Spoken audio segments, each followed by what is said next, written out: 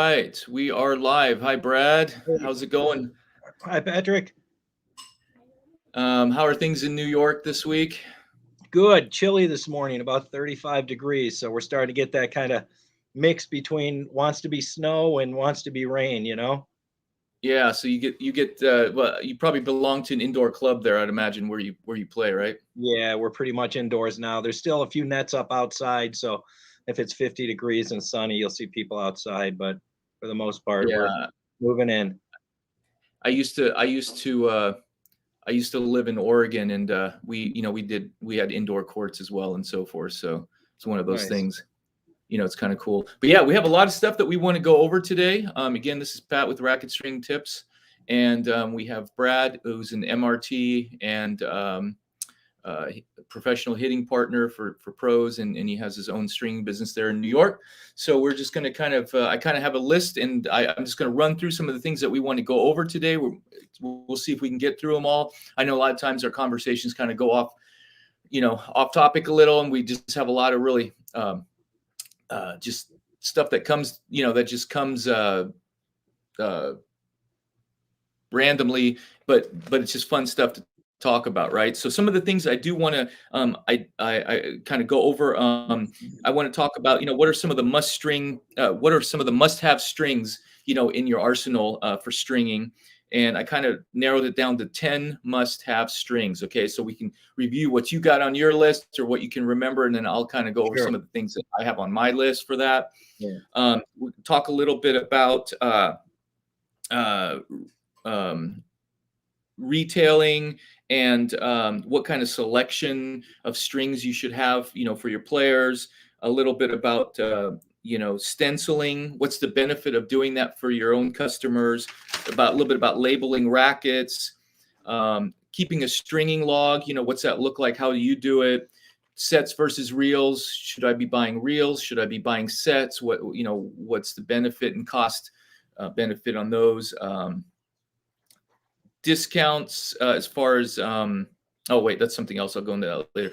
A little bit about what I saw this week as far as professional stringing machines that went on sale.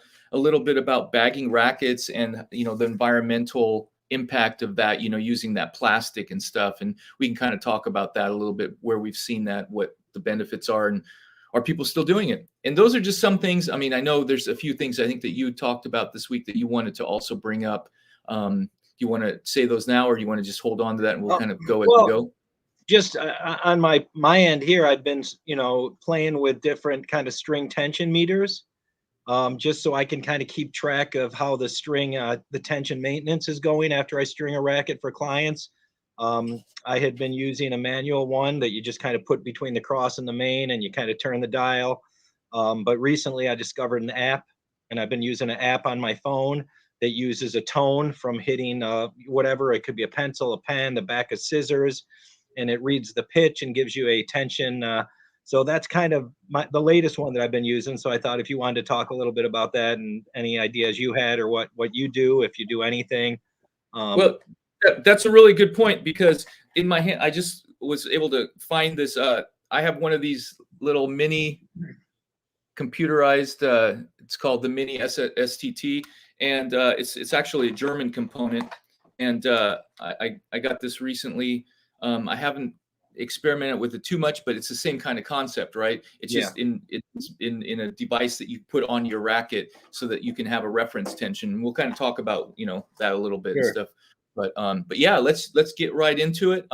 Yeah, this is great. This is actually our first one going live. Last week when we recorded it, I had a lot of fun, and I think we got a pretty good response from that. And just having a community where we can just kind of talk about stuff, right? What's coming up, what works for you, what works for me. We're in different parts of the country, and I get a lot of comments and questions throughout the week that have to do with stringing and hybrid and machines, and what do you think about this, and what do you think about that. And so we can kind of just have a little dialogue, and it's a little more fun than just me speaking in front of the camera, because then we have kind of a little back and forth, and sometimes that ends up being a lot more valuable.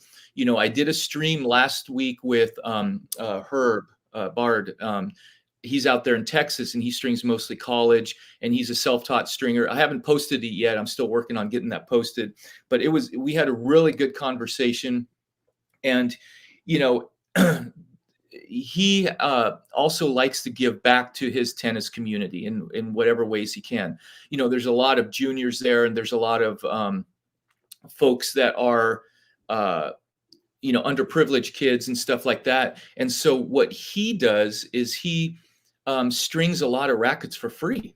I mean, free. He provides free labor for his market, you know, and you know, he just does it as a part-time business. But it seems like he strings. I mean, he strings a couple thousand rackets a year, so it's a pretty good little start. You know, he has just what he wants. You know, he's in the college town and all that kind of stuff.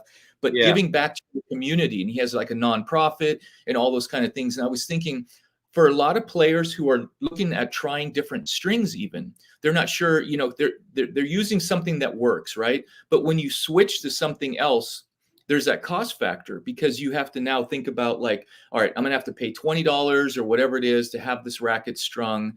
You know, I kind of want to try something new, but then if it doesn't work, then I'm stuck with it. And can I really experiment, you know, with all those hybrids? There's so many. I mean, Sure. it can be so in depth, you know, when you start looking at, oh, you know, I'm going to go a little bit thinner. I'm going to try some poly. I'm going to try some texture strings in the mains. I want to try, you know, uh, uh, bringing the control down. And so what do I do? What kind of, you know, crosses am I going to use? All that kind of stuff. So he'll string for free for players so that they can try out new strings and stuff as well. So I thought that was kind of a neat thing. And you know, Yonex, I don't know if you know this, but last year Yonex went to 3 cities, and they called it like the Yonex String Tour or whatever. What they did was they went to 3 cities. I don't know if they went, I think it was around certain tournaments like the US Open, Cincinnati, and LA, probably, you know, out in the desert, probably that tournament is what I'm guessing. And they would string for free for players. You know, they had their little booth, you know, retail booth, where they had some of the Yonex string team on there, and then they had their machines, and you know, the customers could walk up and have their racket strung for free, you know, to try some new string and stuff. So maybe that's what we need to do. I don't know. What do you think? Yeah, well, it's pretty neat. And Herb, you know, I discovered him on YouTube, and I found a lot of benefits for my own business watching some of his videos, and just simple things like cleaning machines, you know, and tensioning machines, and checking tension. So he's been great. And Herb actually is the one that recommended the retail or the distributor for my stringing machine, the outlet where I purchased my stringing machine. Though he's, you know, he strings a ton, and I believe he's got another full-time job on top of stringing. Yeah. There's that old saying, if you want something done, give it to the busiest person you know, because they know Right. how to He's get things training done. people, right? He's training people to help him out, and he has to turn down business a lot of times. So that's a good Yeah, problem to have. yeah, totally. And I think it's great to give back and be an asset in your tennis community for sure. Um, you know, like I said, I've talked to you about my stringing business. I have maybe 60, 70 clients at the moment, trying to do 400 to 500 rackets a year. On the stringing end, I haven't done too much. Although maybe a month back, I had a woman, a young woman that I string for, who plays on the tour, and she donated 10 of her rackets. And so Oh, you know, I didn't charge her to string them. They were all broken strings.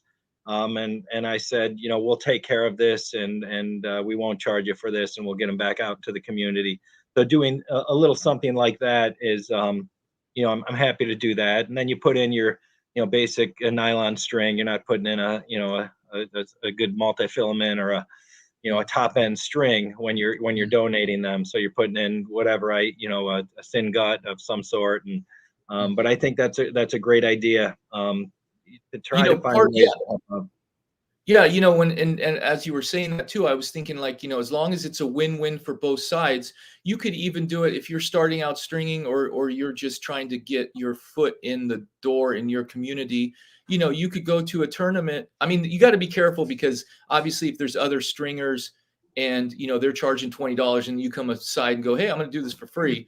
Yeah, You know, you got to kind of be careful there, so that, you know, you're aware of, you know, keeping that amiable, right? But if you could, you know, maybe offer free stringing to juniors, you know, to get them to try new strings, or hey, this month, you know what, this is a, whatever, maybe there's a special holiday, or there's a special occasion that you really want to celebrate, say, hey, Sure. you know what, this month I'm going to, donate all the proceeds to such and such, or I'm just going to string for free this month just so that you guys can, have some fresh strings or whatever, maybe that's something that could work. I don't know. I haven't really tried that, but I think I there's a lot think of options. I haven't really thought about it until I was talking to her. I think it makes a lot of sense for someone that's kind of new and trying to get their foot in the door to reach out to even some of the top players in your community and just offer a major, major deal if you can be their kind of official stringer. Because in many cases, players who are top in their community are traveling quite a bit. They're really on a budget a lot of times. And if they can say, and they're breaking a lot of strings, and if they can Mhm. save 50%, they're going to go with you as long as you know how to string and stuff. Doesn't matter that you're a beginner, as long as you've learned and you've done some practice rackets and stuff. But having a name that you can say you string for that's known in the community is going to give you a lot of clout, and it's going to give you a good reputation, and probably help you grow your business. So I would recommend that. If there's a tournament in town, don't go on the weekend that the tournament starts and try to talk to the tournament director. Reach No, out to no. them 2 months in Mhm. advance and say, hey, I'd love to be your official stringer. I'll give you a cut of the business. I'll give you $5 per racket, or whatever. Just but try to be professional about the way you handle this. Not a last minute thing when the tournament director is going crazy trying to organize this tournament, but reach out well in Yeah. advance. Have a little a sheet you might be able to email them about yourself, about your stringing, about your equipment. So I think there's That's yeah, That's a good point. That's a good point, because if you are starting out and you want to get to that level, having a machine that speaks for itself. Sometimes, your equipment speaks for itself, right? Like if you're a realtor and you come driving up in an old beat up old car, people are going to be like, I don't know if I want this guy representing me. I mean, look what he's driving. Even though you might be better than anybody else in your area, sure. sometimes you have to represent yourself professionally. And if you come to a club, or maybe in your city, there's going to be a city tournament or something like that, you find the director, you find who you need to talk to at the city and say, hey, you know what, I want to be the stringer for this. I can bring this equipment and this and that, and you show what you've got. And that sometimes could be the deciding factor, right? If you have Yeah. something that looks professional. Yep, absolutely. And just be excuse me. I try to I teach tennis a little also, and I have a couple clients who have been longtime customers of a local shop in town. And in no way am I, and I happen to like the folks that work at the local shop in town. It's a small tennis community, and we're all pretty close. So I'm not trying to poach business from them. I'm just trying to build, on just my reputation. And if they want to come to me, if they hear about me, then sure, that's great. But I'm not going to try and really steal clients away from friends who have businesses. But I will talk to them about their stringing, and I'll say, why don't you ask them, see what they think about you trying this tension on the crosses, or trying this string on the crosses and this on the mains, and just give them ideas without saying, look, I like those guys and I'm not asking you to leave those guys, but ask them, see what they think about maybe trying something different for you, see if it'll might help your elbow or might help something else. So just try to Right. always be a good person, and eventually hopefully it'll pay off for you. Yeah, I know some of those things. Well, we have somebody in the stream here that was asking about Kirshbaum. It's Francesco. He's asking about Kirshbaum Orange Super Smash.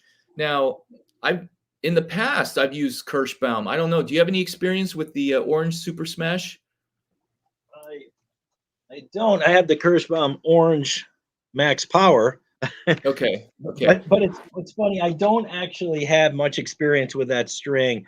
I just like to have a variety of it. I was actually talking to a friend of mine this morning who's friends with one of the Kirschbaum family members, which I know so little about Kirschbaum string that I didn't even realize it was a family owned business, but I guess that's their last name.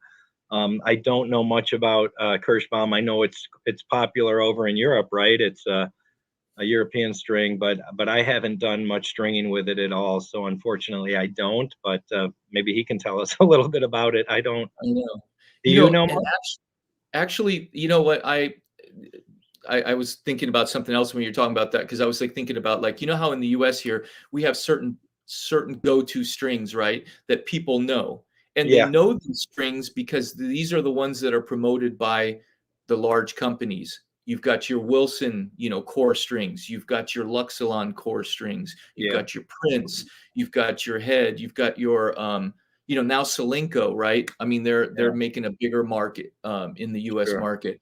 But then, like, that's what people are going to know. So when you start talking about your must-have strings, I would, guess that Gamma too. I didn't talk about Gamma, but yeah, Gamma as Yeah, well.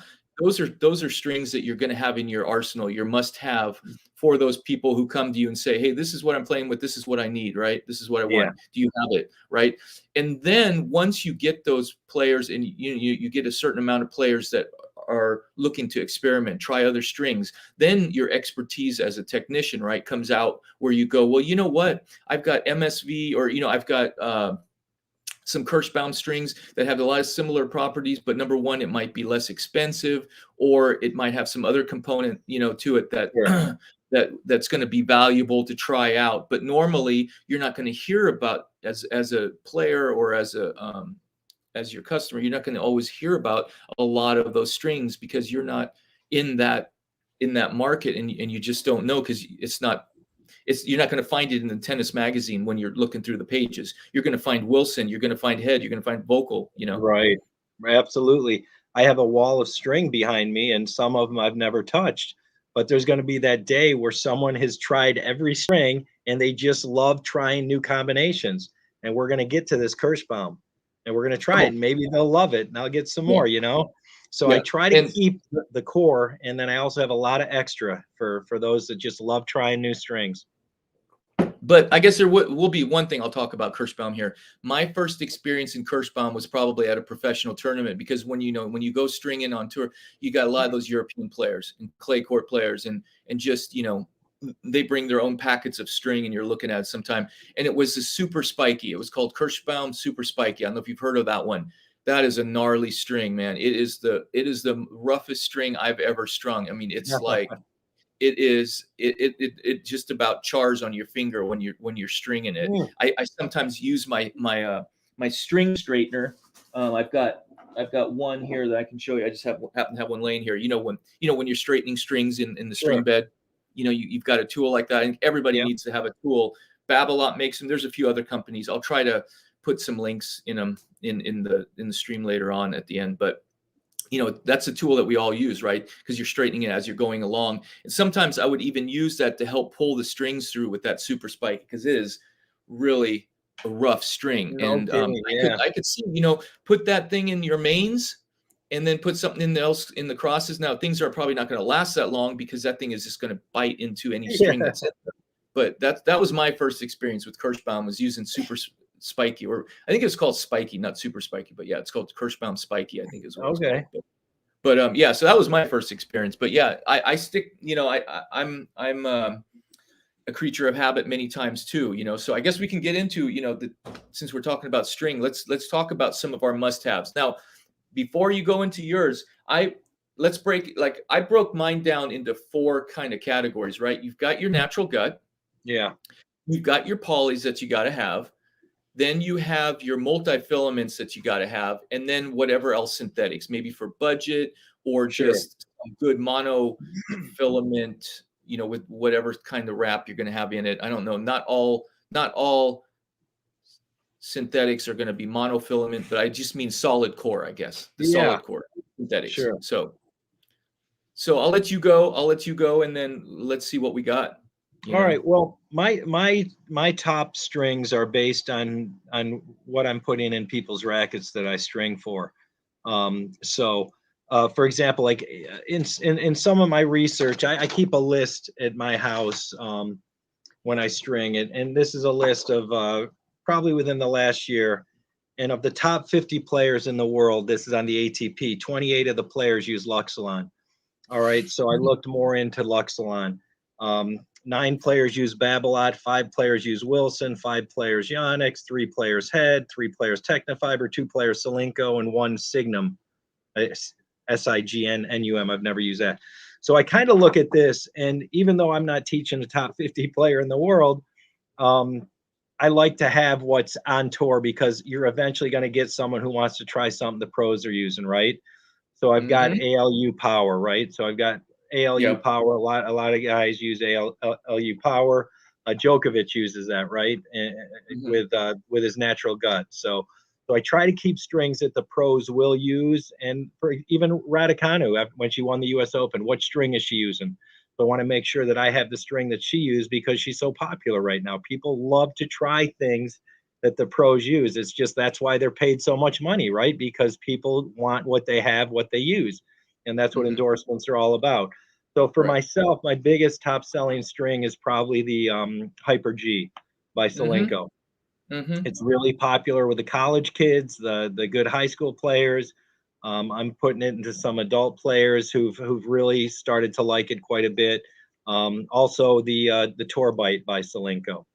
All Have right, you so both. contacted Solinco? Have you contacted Solinco at all? As far as, I was meaning to maybe think about that, as far as like, because they're still small enough, right? Where you can Yeah. contact them maybe and go, hey, you know what? I'm really getting a good vibe about Solinco in my community, and these are kind of the players. What can I do to help you out? And what a lot of times when you approach it that way, they're willing to bend over to help you, right? Yeah. Yep, I have actually. There's a young man who was hitting in some of my sessions who was a good player, and he had a deal with Solinco, and he put me in touch with the national guy, and so I was able to open an account with Solinco, which is nice. So I order right from them, and get a nice, I don't know if it's Oh, a home nice. account or home business account or whatever it is, You but get I you get get a some discount though. You get some yeah, discount. And do right, you get right. anything like promotional? Do you get anything like any kind of promotional materials at any kind of He's I got access to it?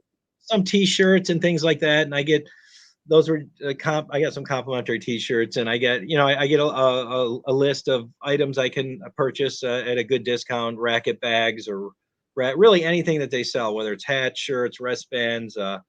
string like that. Did it take a lot of money to open the account? I mean, I know with the large companies, you got to be willing to do a certain amount of business every year, and you It have to was be only buying the string. the initial investment, I think, was $500, so it wasn't a Oh, that's not lot. bad. I mean, Yeah, that's so easy to fill up. I mean, that's what is that? That's a couple reels and a couple dozen sets, right? Or yeah, if that. it was not bad at all. So that worked out well. And so I like dealing with Solinco, and I think they're a good string. Now, Mhm. personally, a lot of the strings that put out there for people, I've never tried, I've never touched. I'm not a polyester string guy, and Yeah. so I've had arm issues. So Mhm. I'll take, if that's what they want, that's what they're getting. I, Right. I'll always recommend a multi-filament first, because Yeah. for me, when I put on a pair of shoes, I'm not putting on the dress shoes. I'm putting on the Air Maxes, right? I want the Right. most comfortable shoe on my feet, and I want the most comfortable string in my racket, which is why Yeah. now I use natural gut again. But I'm Right. not out there competing on the tour. I'm not out Yeah. there hitting. So And what you don't realize too is, the tennis, I mean, the arm issues and so forth. Um, when you're stringing rackets a lot, that's hard on your arm too, and your wrist and stuff. So that contributes to, yeah, later on when you're playing as well, you just have to always be like looking at how can I reduce any type of stress on my arm. And so using like multifilaments, or like you're saying, natural gut, even, it's like yeah, natural gut feels the best. Oh, we just had Nature by Request came on the video, and he says, nice video.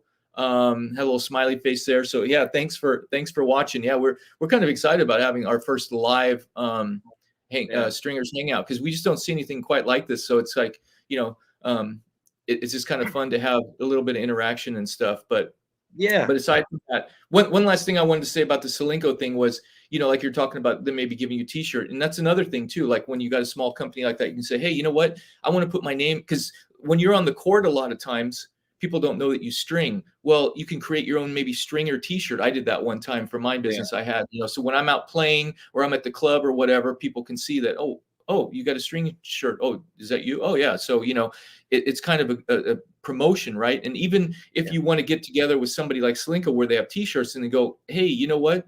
if I can, if you're willing to give me a t-shirt, I'll promote Solinco and I'll put my, name on it so that it's kind of a win-win for both, right? So Yeah, all those yeah, kind of things, just start thinking about how can I possibly maybe get something reduced at a reduced cost or free? Because, when you're starting out or when you're establishing your business, you want to try to run this business on cash as much as you can. You don't want to get into debt, having right. a part-time business.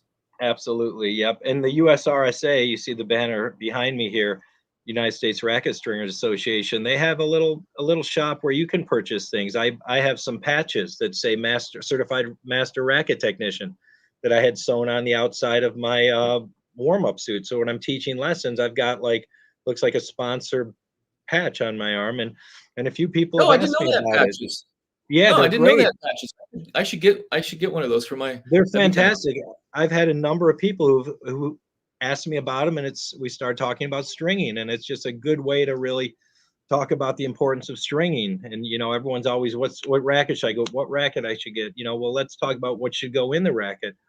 That's the only part of the racket that's going to be touching the ball. The Right. string, and not the actual frame. Well, Hopefully not the hopefully, frame. yeah, Yeah, hopefully, right? hopefully not We've the all frame. had those shanks, right? Yeah. Yeah. So, but for going down the list of 10, so I've got the Hyper G, I made a little list here. So the RPM Blast, the rough, that's a great string, spin string, right? They have what's called a spin potential, right? And that's really high up, the 9.9 in the spin potential, whereas like Natural Gut is at 3. Yeah. So Solinco Hyper G is 6.1 in the spin potential, which is still pretty good, for not being a real, like, they don't advertise it as a Hyper G spin.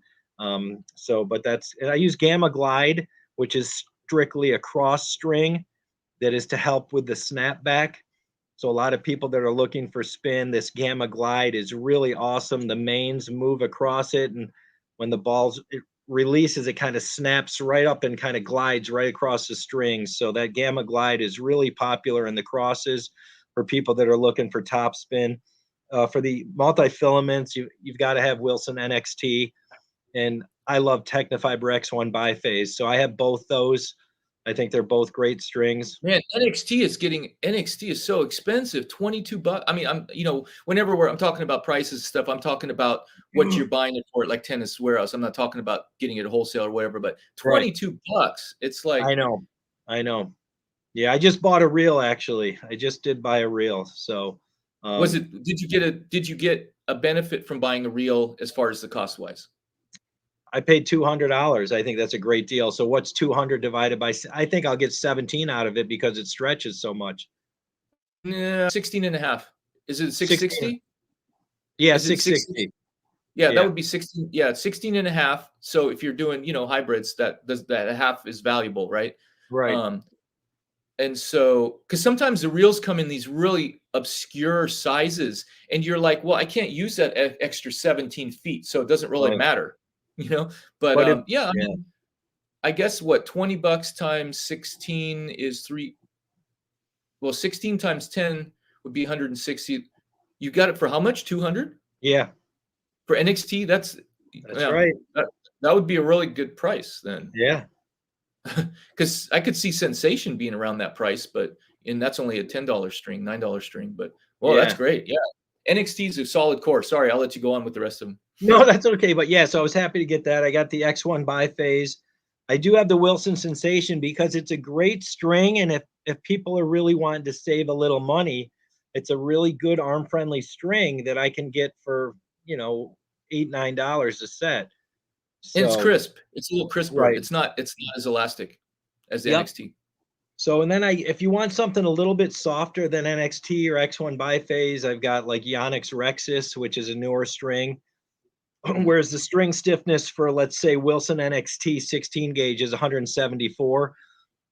When I go with these multi-filaments, I tend to go with 16 gauge because they're a little more sensitive and they will break fast if you get them too thin. So I get the 16 gauge, and the Wilson Rexus is a 153 string stiffness compared to 174 Wilson NXT. So a lot of times, for me, the biggest factor for me personally is the string stiffness, because a lot of times that relates to just comfort on your arm. So I always, if someone's struggling a little bit and they were using a poly, I don't say, well, you need to get into a natural gut right away. I kind of work my way down.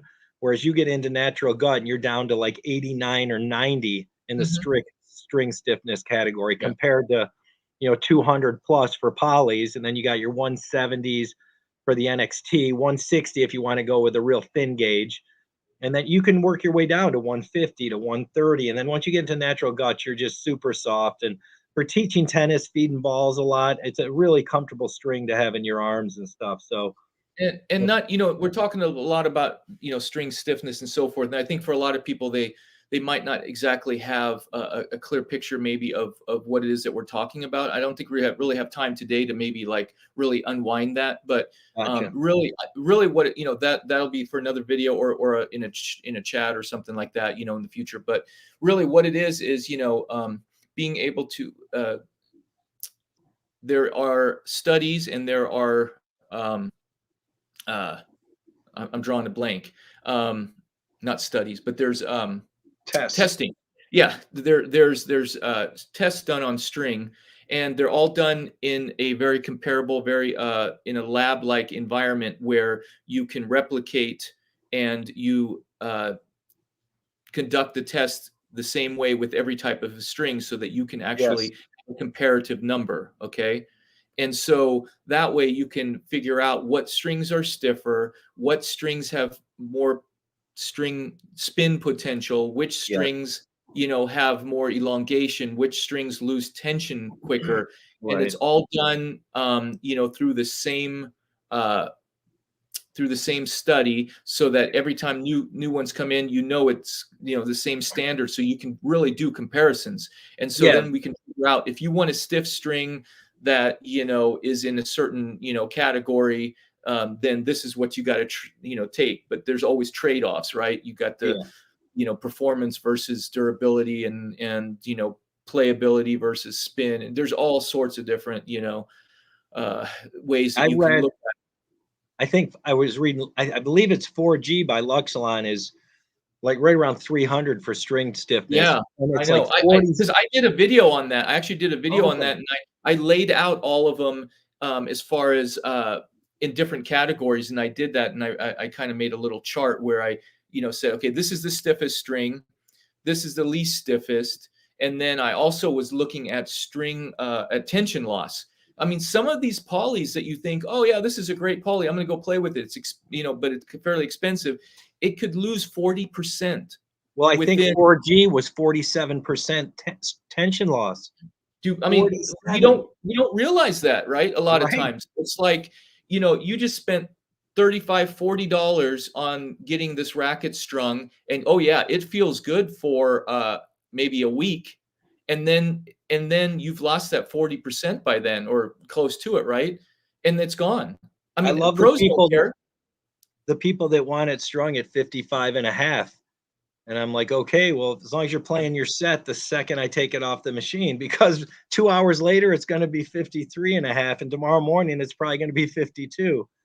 Mhm. It's interesting. I never realized that, but now that's what I do when I string a racket. I check it immediately with one of these tension readers, and then when I hang it up overnight, I'll check it in the morning and see how much it's lost overnight. And I just did that with a racket the other day. I strung Yep, head that's why you're hawk, gonna use something like that, right? yeah, head hawk touch, and it lost 2.5 pounds overnight. So, and then I would check a week later. So it's a good idea to kind of pay attention to how much you're losing your tension, because like you mentioned, I think we were talking last week or 2 weeks ago, players that string all their rackets in the morning for an afternoon match and then it rains all day, they cut every single one of them out before they even hit a ball because they Mhm. lose too much tension and they get them restrung the next day.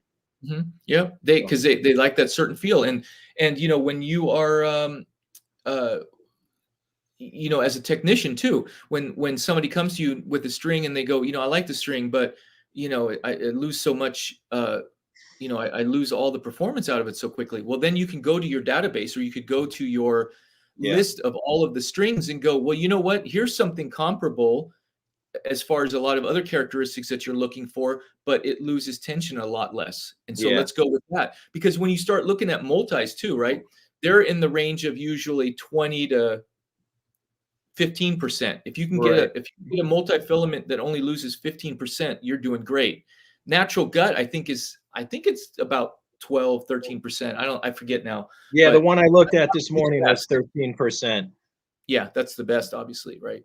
Yeah, But I think there's some that are even better than that, like some other, natural guts. The one that I happened to look at this morning, which was, what was yeah, it? there's some stuff on sale right now. The VS Touch. This was Yeah. 13%, and it was 89 string stiffness, and so And I'm wondering if that's with pre-stretch or not. Probably not, but good question.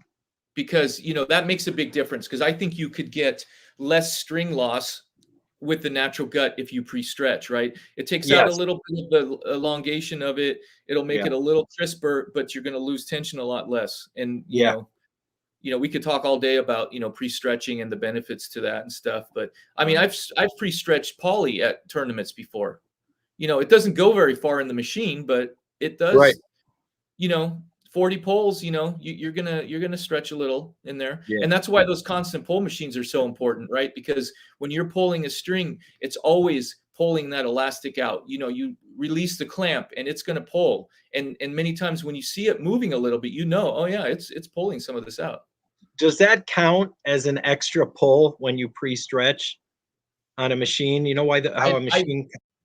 You know what? I don't use a machine to pre-stretch. Okay, you do it all by hand. I use a wall. I use a pole and my starting clamp, and I will wrap. What I'll do is you uncoil your gut, right, and you find Yeah.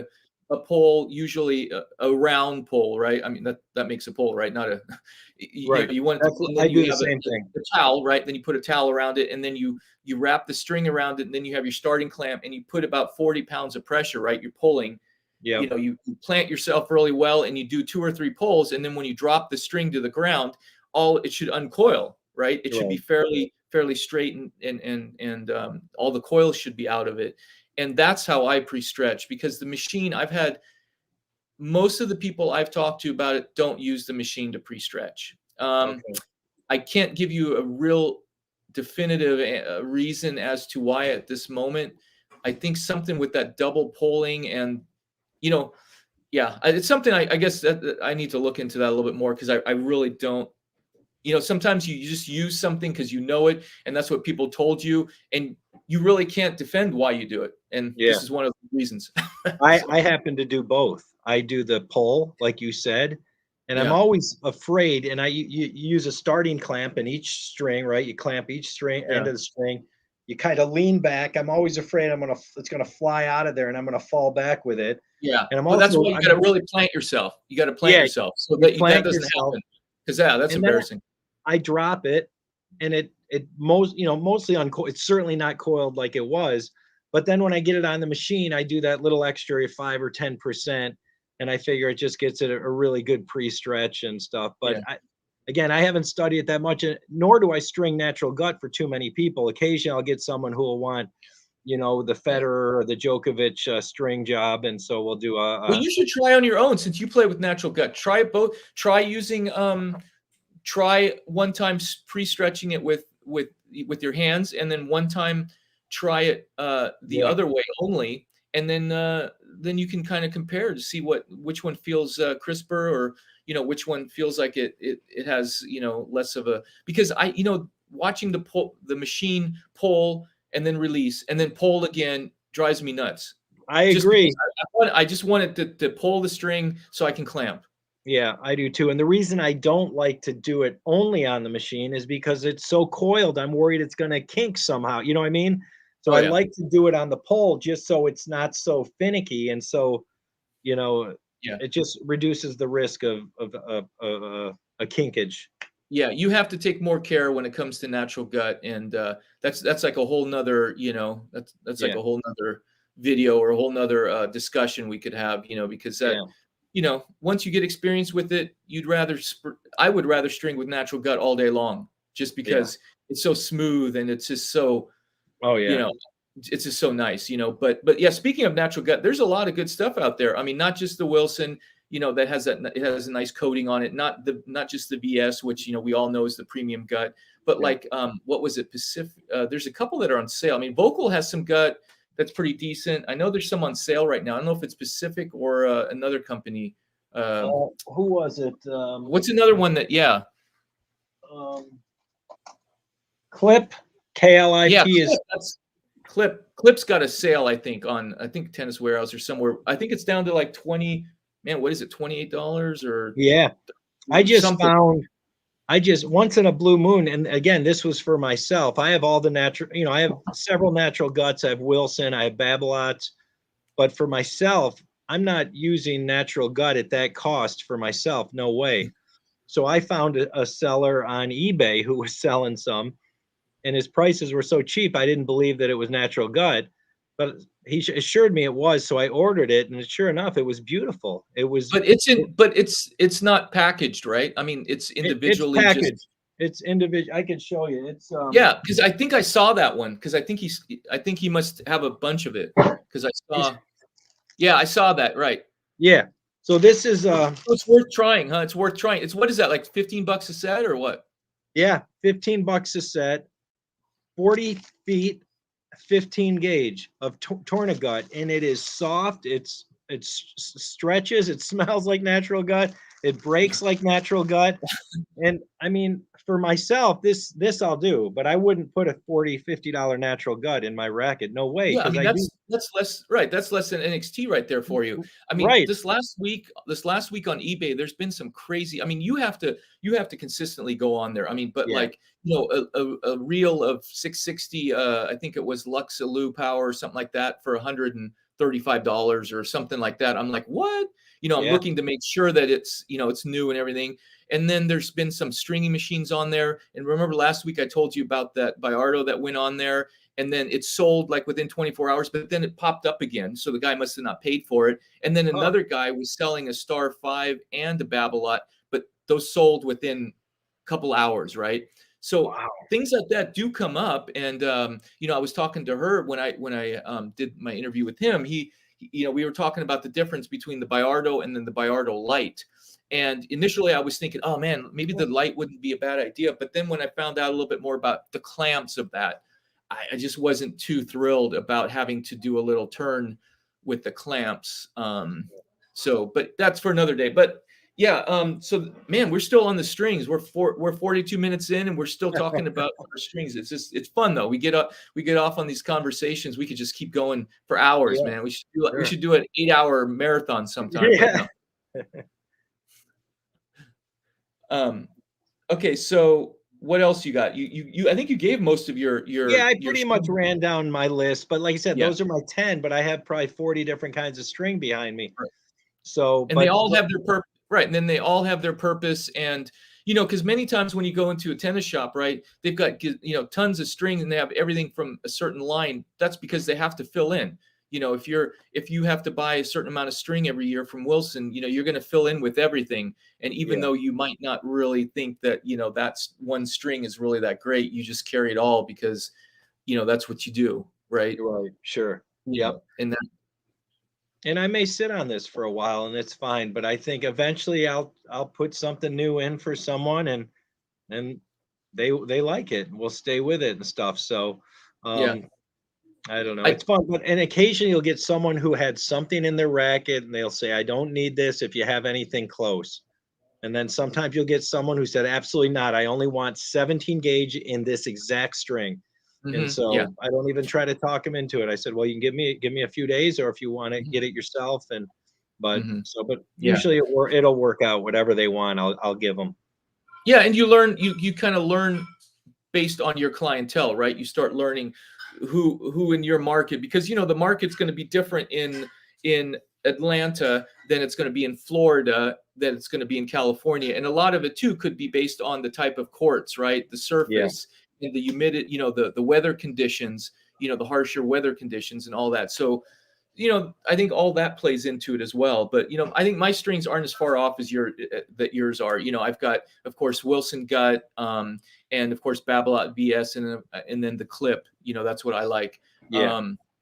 aside from that, the multi-filaments, you got to have NXT. I do like Sensation as a good, crisper, less expensive alternative. I don't really, and of course, NRG is, a lot of people know that one. Technofiber has a few good ones. That's just a little more, Supposed to have a little more spin. Yeah, and so maybe a lot of times what I'll do is I'll have the NXT in maybe a little bit more variety of like a 16 to 17. I usually don't go 18 gauge on those because, if you're going to put 18 gauge multi-filament in your racket in the mains, I don't know how long that's going to last. Right. That's not even, if you're going to put it in the crosses, maybe that's a different thing. So maybe what I'll do is the NRG, maybe I won't go as deep with that, and I'll just maybe have it in 1 gauge or something like that, just to have, so that I do have something, a little bit more variety of that. But I do like to have a lot of the synthetics, like, Prince Duraflex, maybe even the 410 Sweet 16 kind of string that's really budget friendly, couple bucks. And if you really want really inexpensive poly string, you can go with that Gosen Polylon, right? Okay. That's a really $2 or $1.75 a set. It's that clear. It's really white. It's kind of weird when you're stringing white string though, because you can't, like when you're weaving, it's really hard sometimes to see a clear string. I mean, there's things that you can do with your machine, right? You can put a piece of black, maybe put something down underneath so that the reflection of it, you can maybe see the string a little bit better. I remember Prince had a string that was clear. Premier, I think it was Prince Premier or something. Yeah, I don't know if you ever strung a completely clear string like that. That's white. I did. I did.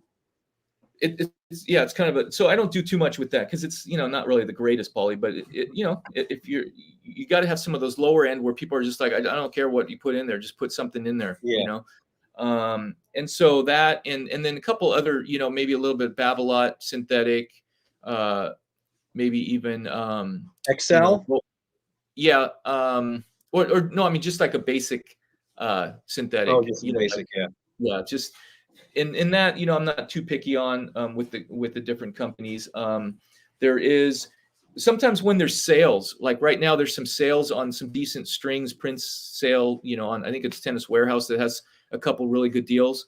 And so some of those would be good. I try to stay away from discount or closeout strings for the purpose of, because if you are trying to get people into strings and liking strings, getting them in a closeout string is not really any benefit to anybody because you're not going to be able to find that string after a certain period of time. It's good if you just need some string. I mean, if you just need some string for,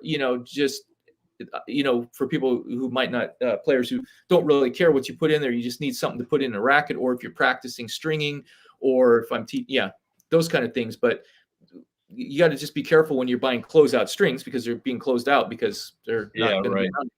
So, absolutely. So, okay, well, let's move on to something else, if you want.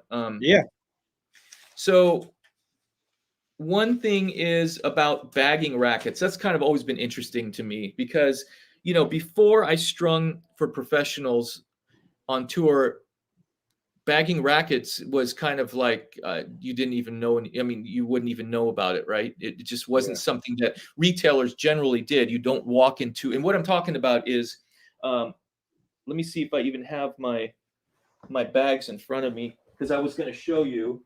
I think we talked about this one day before. Let me see if I have.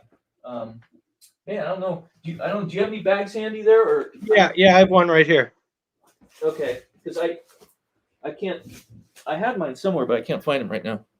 Okay, so what they are basically is when you are at a tournament and players bring in their rackets to the on-site stringers or whoever, they're going to take the racket, take all the information, cut out the strings, and then when they return the racket to the player, it will have a tag on the outside that says, exactly what we did, what day it was strung on, all those details. And then, because it'll be stenciled usually, and they'll have it wrapped in a bag that has a rubber band around it, and it's nicely secured and it's tight. We even had little lessons on how to properly bag a racket because you want to have the bag completely tight around the whole racket. I have air in it.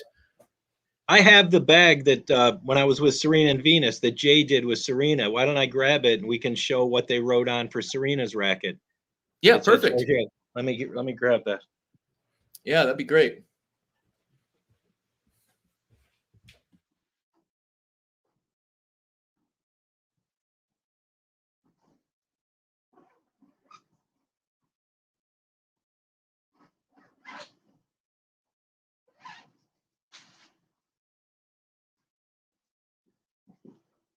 So this was back in probably 1999 to 2001. I did some hitting with Venus and Yeah, Serena as a I have hitting that same team. bag I showed you. I think I took a picture of it and showed it to you, right? Yeah, Jay's Yeah, stringing.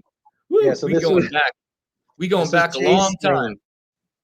Yeah, so he had the Yeah, contract in 1999, 2000, and 2001, I believe, at the U.S. Open. So this yeah. is Serena's label, and this was from August 27th, 2001 at 6 p.m. And I'll hold it up and you can, I don't know if you can kind of Yep, read. I can see it. Yep. Yeah, I can see it. It's like, yep, the Wilson string, yep, and then it has, Has yep, has their name. So it says, yep, the Serena date and the Williams. time. Because it's really Sim- important what time it was strung at. Because for the players, they want to know, hey, did you just string this like 2 days ago and it's been sitting here, or was it strung this morning like I asked you to? So yeah, it's important. Right. Right. So it just has her name. There were 4 in the batch, the time. Um, there it says no charge, but it was probably because a credit card was on file. Mm. And this one had a stencil, a red Wilson stencil, and she was using synthetic gut extreme at the time, 15 gauge. Oh, So a lot yeah, has, because mostly gut was what they were using for, is what I yeah. remember. So those have, I believe they've since kind of frowned upon those plastic bags at tournaments. Now we've talked about it briefly a little bit, and I have an opinion on it, and I'm sure you have an opinion on it. I don't know. Do you want to Well, start? yeah, I think before going into the opinion, so from what I know now, I know, like you were saying, some of the tournaments frown upon it as far as like they'll have a sign that says, we are trying to save on plastic, being, conscious of the environment. So please, if you don't need a bag, let us know. But they were still, at a lot of places, they would still bag them if you really wanted them bagged, because some people are so into having, when they get onto the court, they open it up and they have this crisp racket that comes out of this bag, Yeah. and they just are so used to that. Other times the tournament itself might put a, depending on what tournament it is or who's running it, they might really frown upon that as well. But what I also understand now, there are at I think a company in the UK that you also know has biodegradable bags. Right. So I don't know how true that is, but if that's the case, that might be a good alternative in the interim. Because where I'm at in Hawaii, we don't do plastic. Yeah. Like you go to the grocery store or any place else, you can't find plastic bags anymore. Right. You either get one from like Target, you get a plastic, you get a a, Paper a bag, or cloth you bring a your cloth own. bag, or you bring your own. Grocery stores, they have paper bags and stuff. So getting into my opinion on it, yeah, I mean, from a marketing standpoint, it's great. Number one, for whatever company, whether it's Priority One, whether it's Jay's Stringing, whether it's the Australian Open, that's TV time, right? Because these rackets are going onto the court. They're Sure. walking around with them. Many times you'll see footage and the guys carrying their 3, 4 rackets, in the bag like that. And you see, oh, who strung this? Oh, such and such company. It's just, it's marketing, right? And so, in Australia, it actually said the Australian Open. It didn't say, and I think it probably maybe said Wilson on it. I'm not sure. I'll have to get my bag, but it might have just said the Australian Open. And so it's kind of just a promo for the Australian Open in general, right? Yeah. So in that sense, I think for retailers too, retail shops, it would be a great promo because you go to the court, somebody has that bag and go, oh, where'd you get your racket strung? That's professional. So it's got that marketing component that's valuable. But on the other hand, we got to be more conscious about, our environment, especially here in Hawaii. We've got the marine eco culture or whatever. We have the marine life that we have to be a little bit more aware of, and all the trash that gets put in the ocean. And so we're a little bit more aware of that, on Sure. our side of the world here, because it kills, you know, the reefs, and it kills just the fish and everything. And so using plastic has that detrimental you know, impact. So do I need to use it? No. I did in the past. I don't use anything like that right now. But I did in the past. I would buy bags and I would, you know, put a logo on it and stuff like that. It was kind of cool. But for the majority of people, I don't think they really need. Now, you could always have one bag per customer. They could bring it back. You could reuse it, that kind of thing. So you might look at doing something like, you know, kind of a blend of the two. But that's kind of my opinion. I'm kind of up in the air. I mean, it's not really needed, you know. But Right. So what I've found is, well, first of all, I did find and I did order some of the earth-friendly biodegradable bags that are much more expensive. I don't remember if they're yeah, 50 cents a bag or a you dollar might a have to bag. charge more in your stringing just to cover your bag. Right, right. So, for example, like you can get the non-biodegradable bags, 1,000 of them for 135 bucks, right? Hmm. And I don't remember what these biodegradable polythene bags cost. If it was $30 for 100, I mean, it wasn't crazy, crazy, but it was, you know, instead of 12, 13 cents, it was 30, 40 cents a bag. But for me, it was worth the environmental impact. I don't, you know, it's a sensitive topic, you know, it's not as sensitive as politics or religion or whatever, but it's a sensitive talk, you know, and we all should probably really do our best to not harm the environment, right? If we have a choice. So what I do with these biodegradable bags is number one, I tell people that the bags that I use are biodegradable. Um, I ask people if they want it in a bag before I give it to them, and some of them like it because when they're done with tennis and their shirt is sweaty, they use it as kind of a laundry bag, right? So they throw the dirty clothes. Right. The And they think another about you when they're when they're doing that. So, you know. Right. And also a lot of times I deliver rackets when I teach tennis. So I will put the racket in a bag and I have a sticker, a label that I put where did I put that? I I have a label, a sticker that I put on my bag that just kind of has my business and stuff, Yeah. right? And you master racket technician, blah blah blah, email Yeah. address, phone number. And so when I deliver it at the court, I can pull their racket out of a bag so they know that it was protected in my racket bag and not banging against my rackets, right? So Yeah. there's And pick up that all the sense of, germs. yeah, giving them a bag like that. And then if it's raining and someone picks it up for me and they have to, you know, run to their car because it's raining, I will give it to them in a bag. So just to protect it from the rain and stuff. So those That are the makes instances. sense. Actually, Yep. that's in your part of the world, that makes sense. Totally. Yeah. The weather conditions, keeping the gut and keeping all the strings, you know, away from it just takes a couple drops to really mess with you. So that's Right. perfect. Good idea. I don't use it every time, but I do use it when I deliver them. I pull it out of the racket bag and I've given it to a couple people and I'll ask them and they like it because they like to pull it out of their bag and you know be like they're on the pro tour and got a Yeah. fresh new racket and stuff and and they'll bring the rackets back to me in the same bag, which is nice too. So they do reuse them, which is good. Mhm. The only thing I guess I would recommend or suggest maybe with you in your case is to come up with a logo. Come up with a logo to brand yourself because I that way when people see that on, you know, it's got to be colorful, it's got to be you know, something unique, and that way you can also put that on your bag, and then that way when people see that bag, they can kind of connect that with you know. automatically know. Right. Yeah. I thought Yeah, of that. just so yeah, I mean that, you know, that was good discussion because it's kind of like one of those things that we don't really talk about a lot, you know, or whatever, but it's definitely something that we need to be thinking about. Okay, so let's move on. What about stenciling? What's your take on stenciling? Well, again, I'm competing with some local pro shops and people have to walk by the stringer, get in their car and drive to me to drop it off. So I try to offer services or amenities that they might like. So I always say complimentary. Would you like a complimentary stencil on your racket? I have all the stencils. It takes a minute. It's no big deal. I don't mind doing it. I have a cutout piece of cardboard. I lay the racket on it. stencil it. It's not a big deal. So I do have all the cutout stencils. I have, a few different color inks from the blue to the red to the black. I've always had a hard time with white ink. It just doesn't seem to do There's a well in few black. that are pretty decent. I mean, Wilson's white ink isn't too bad, but yeah, Okay. there's a few different ones that are out there. But yeah, that one's not too bad. The biggest thing is always having really good tips, right? Because you can buy the tips separately, and then just Oh, changing those out every once in a while.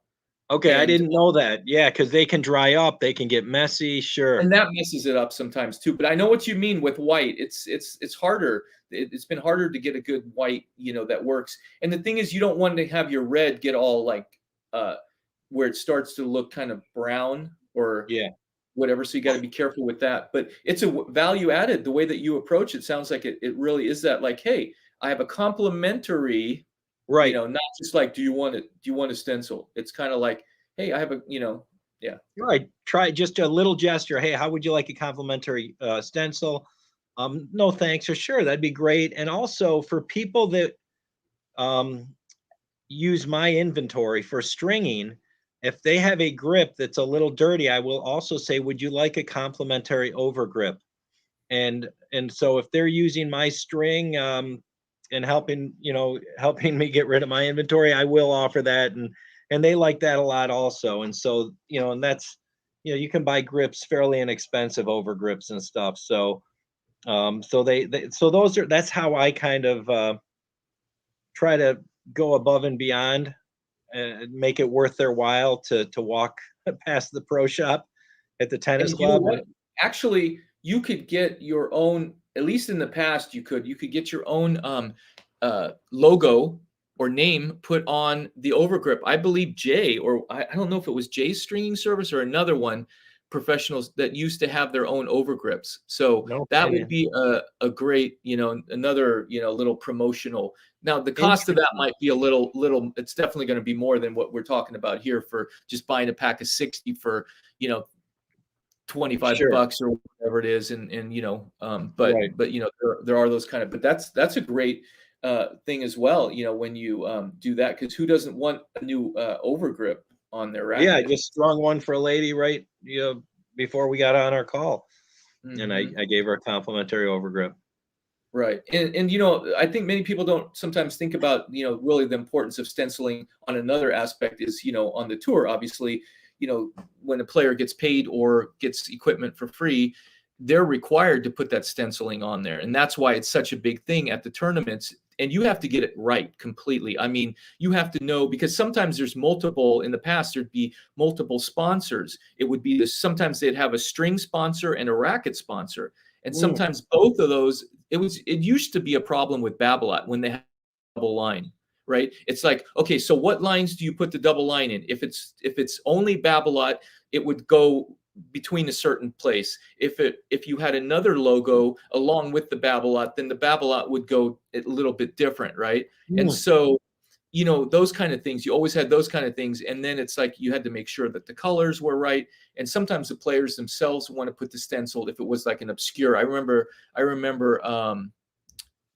Courier, Jim Curry, he had multiple of different sponsors toward the end of his career. I think he had more of a, like, it was like a Hartford, or it was like I don't remember exactly what it was. It was like another company that had nothing to do with tennis, and he put that logo on his rackets and stuff to, Mm. to promote it or whatever. So everybody has their own, so you always have to find out ahead of time, do you want a stencil and which stencil specifically and so forth. And then you would, of course, always use the manufacturer specific where they need to go, right?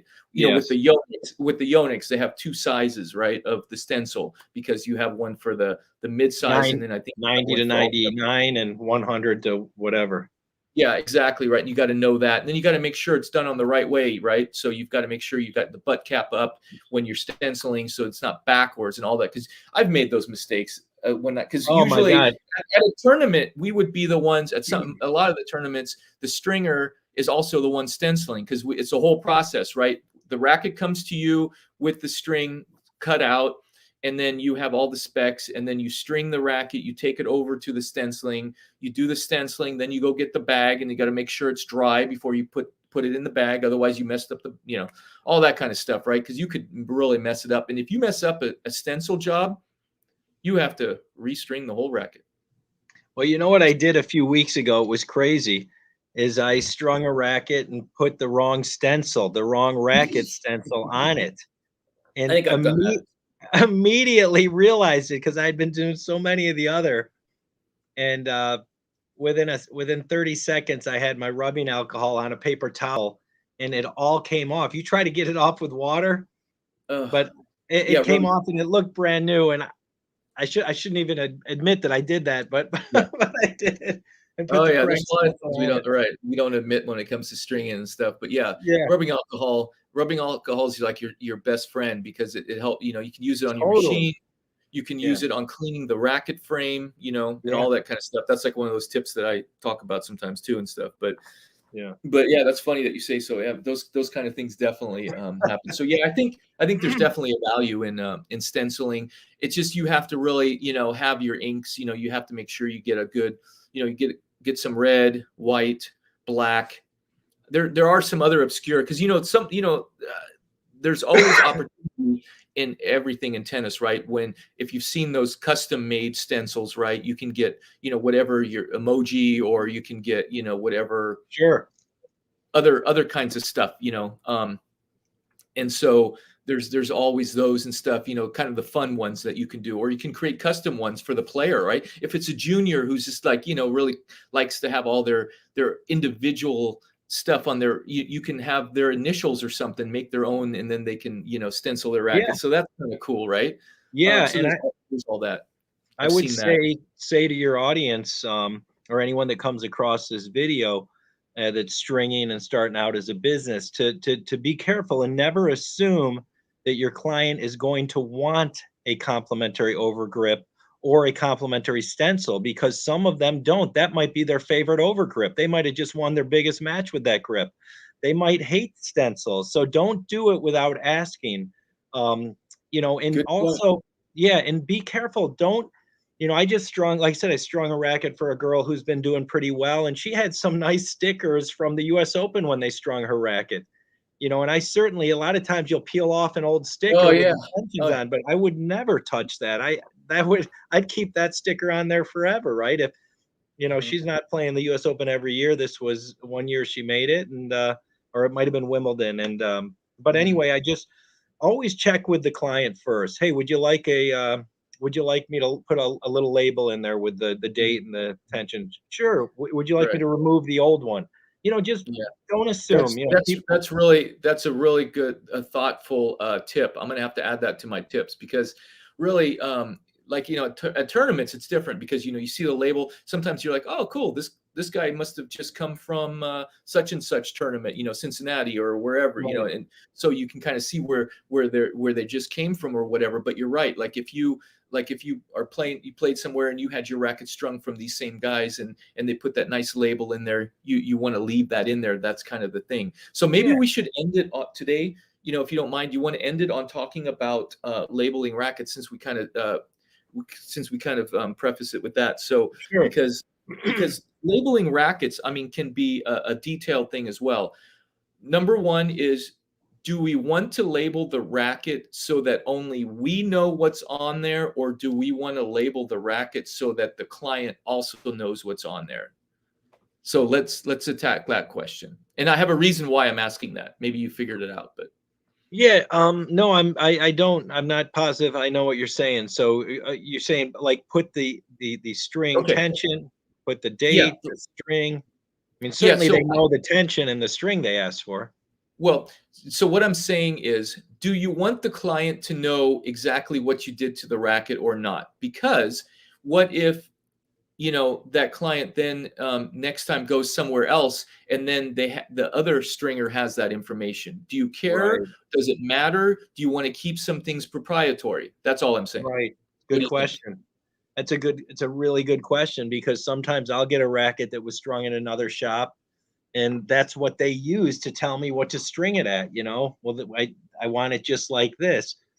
So that's it. That's an interesting point. That could be deceiving. That could be deceiving. You don't know what kind of racket machine. You don't know his experience. Exactly. So he could have used could have used a crank machine, and then now Right. you're stringing it at the same tension, and this client is expecting it to be the same thing. So I guess if you preface with the client and say, hey, you know what, I know this tag says this, but there's some variability in here, and this is why. Yeah. I think I think a lot of the advanced players, certainly the players at the highest ATP WTA ranking, are going to know that machines vary. So, but you are going to struggle maybe with some of the clients who keep their racket strings in for 3 to 6 months or even a year, and are going to be like, well, this doesn't feel the same. And it's like, well, it's your strings have been in there for a year. You got to give it a little time to kind of break in a little bit, things like that. But I think, like you said, the communication with them to let them know this is, you have your machine is not going to probably be like the other machines. You let them know you calibrate your machine. You're very confident in the tension accuracy of your machine. You clean your machine. Your clamps are clean. Everything's clean. But we'll string in it what they did it for you last time, and we'll see how it turns out. Or I don't know what to tell you. It's interesting. I don't put labels on everyone's rackets because I have some kids that break strings every week, and it's just no point. But I tend to put them on the people that don't break them too often, so they can look and say, "Oh, it's been 4 months since I strung my racket. I better call Brad." Or it's been Yeah. 7 months since I strung a racket. But I don't put it on for someone that does it every day or Yeah, every once a week. and part of that too is you got to remember that for the most part, it could wear out, right? Where you can't even Yeah. read it anymore. Yep. And another factor, it could fall off, or it might not be 100% accurate. There could have been stringings in between that one, and they just left the label on there because they didn't Yes. have a label. And I never use the labels that come in the string packages. Those things Yep. don't stick very well. Right. I found the best thing that works for me is like a label maker. You get a small label, like, don't get the larger one, get the smaller ones. And then I would just put either, the two tensions on there and the date. But then of course you don't have your own, personal uh, touch from your own stringing business. So then it's like you might need to have your own labels made if you really want to do it that way. Some people don't even like labels in their on their racket because Right. the way that they're playing, the way that they like to hold it, they just, for whatever reason, they don't like to have the labels piling up. Yeah. And there's the butt cap label as well. Some people like to do that. I've tried that in the past as well. But I've never seen the butt cap label. I do have matter of fact, it was Herb who recommended the Dymo label maker, and I just got the same one that he uses. It works out really great. I can type in my string, tension, date, and I can also add a little logo picture that it prints on there, and it Oh, sticks really? nice. Okay, so what can you fit on the label that you're using? You can fit your tension. Yep. My Then tension, my string, maybe an abbreviated version. I wouldn't write Technofiber X1 biphase. I might just right, write right. X1 and Yeah. Hyper G. I wish I had printed one. I could have showed you what I can get on there, but Mhm. it's Yeah, we kind of should, maybe sometime we can really talk about that and really figure out how we can help people narrow that down, because that's something that could really be a benefit. And if you do it right, it can offset some of those headaches that you might have later on, like, oh, where's that information at, but you should yeah, never have all your information only on that label. That right. should just be a secondary place. Well, I have an entire Excel spreadsheet of every client and every string job I've ever done for them with the date, the string, the racket, the tension, the string tension of my racket on the app, so I know next time I strung it, Mhm. is it similar or the same as last time I strung it when I took it off and I checked the tension, whether they paid or not, how they paid, their phone number, whether I gave them a complimentary grip or an over grip, whether they wanted me to I put in rubber bands. Some people like the rubber band vibra dampener. Right. Well, I have 3 different color rubber bands. I have blue, green, and red, and I'll give them whatever matches their racket best. There was one guy in town who always used red, and that was kind of his. If there was a red rubber band, you knew the guy that trained me. You knew Jeff had strung their rackets. And I didn't think of that when I just wanted something that would match people's rackets better. So I got blue, red, and green, rubber bands if they want it. That's interesting, and there's just so much to this, I guess on the racket, you just need to have the information that you need in order to replicate whatever's on there, to some degree, because Yeah. you're going to have all the detailed information as far as what number racket is this. You might want to also have that on that, because if a player has multiple rackets, Yeah. you want to kind of know what number it is, because then you kind of have an idea of there's just a lot of information there that's valuable as far as, Well, I was gonna say the only person that I string for who has actually written numbers 1, 2, 3, and 4 on their racket is the one who is playing in Wimbledon, or on the tour with the women. Each one of her rackets has a black Sharpie with the number 1, 2, 3. So when I string it, I write down whether it was number 1, 2, 3, or 4. Mm-hmm. So, Yeah. And that keeps a lot more information. So all that kind of stuff, a lot of stuff, is maybe not always going to be something that you can have on the actual label itself. But yeah, if you just have the type of string in abbreviated form, the tension, and maybe the date that you strung it on.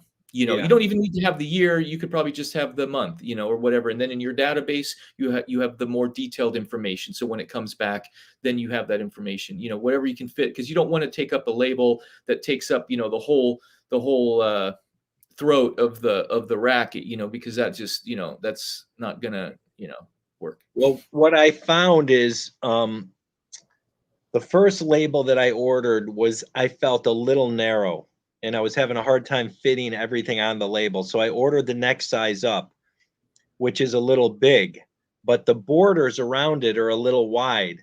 So I'm trying to find something that allows me to not to cut so crooked, because I can shave off the white part that's irrelevant.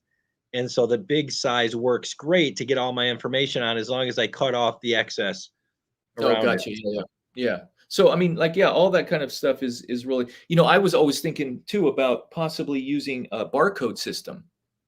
Because Mm. I have a little a portable barcode scanner I was using for something else, not tennis related. And I was thinking, so how could I utilize a barcode scanning system with my rackets? You could just basically print out a barcode on a little label, like an Avery label, and then that could be what you put in your racket. And so really, that Good person's going to idea. have to come back. That person's going to have to come back to you. You scan it with your barcode, and on your computer, it'll tell you all the information you need for your client.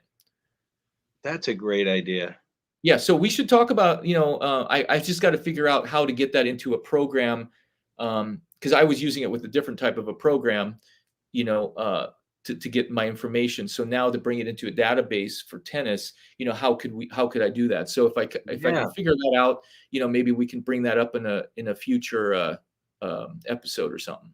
that would be fantastic. I'm gonna look into that when we get off the call and see Yeah. what's out there. The barcode scanners, I don't have it in front of me here. It's about a $40 investment, and you don't Yeah, even need any software. You don't even need any software. It's a USB. It's just a little portable little device, and battery. It's even battery powered, and you can have thousands of barcodes, and you can even do that with your string if you want to inventory your string. That's how you yeah, keep an inventory. And then when you get low on a string, then you have that notified on your spreadsheet and stuff like that. And then that way you also know when you sold it and all that kind of stuff. So it's kind of like warehousing or whatever it is. Just sure. keeping an accurate inventory and stuff like that. But I guess, yeah, we could just go on for hours and hours. Unfortunately, I have to go. My son's got something else going on. So I guess I got to Okay. go. We've been going an hour and 20 minutes. So we broke our record from last week. So that's been really fun. Do you have any final thoughts? I know, the King Richard's coming out next week, right? I was going to try to watch that so that we can talk about it maybe in our next podcast. In our next hangout. That would Yes. be. You've got some personal. I actually went back into your channel and I looked at the video that they did of you 10 years after 9/11. You did some Oh, little news. You were on a news show talking yeah. about and it had the picture of you sitting next to Richard in a booth. I guess it must have been at the Open or something. I think that was at I believe that one was at Philadelphia at Villanova. There was a tournament Oh, at okay. Villanova. So it might be really fun to see if we can watch the movie. I don't know. It comes out. I looked, and it does come actually to my city, which is kind of hard sometimes to believe. Living way out here in the middle of the ocean in Hawaii, but it does. Yeah. It is at a I think theater it's on here. So, HBO Max also, if you have HBO Max. oh no, I don't have that. But so I'm gonna see if I can watch it before the next one. If not, we'll just if you get a chance to watch it that time, we can go off of what you know about it and just have that That conversation. would But it'd be be kind of fun really to talk fun. about it.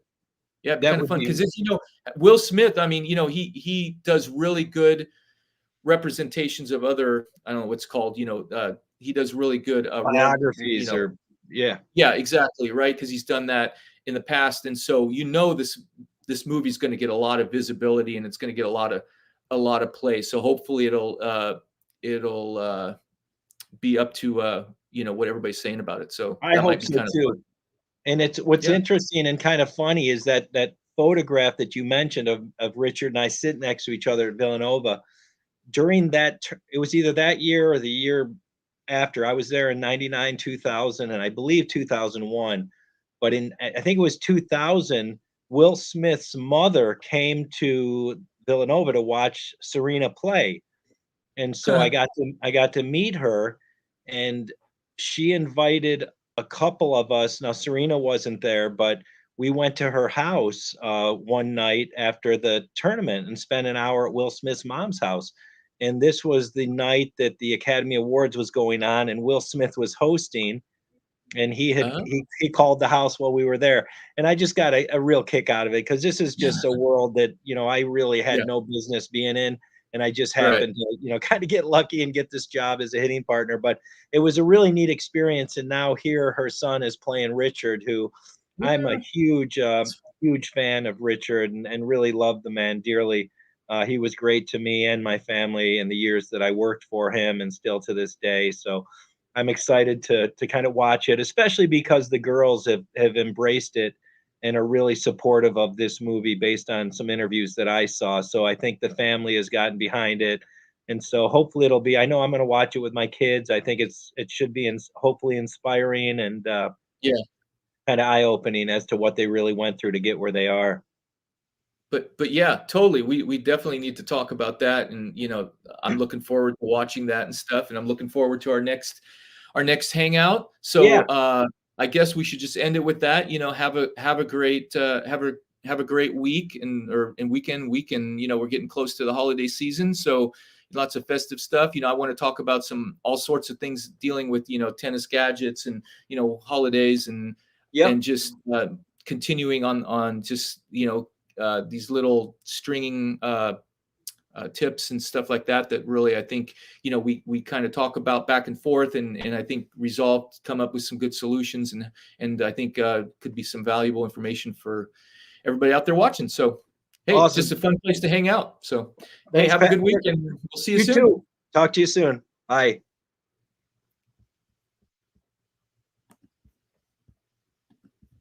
All right.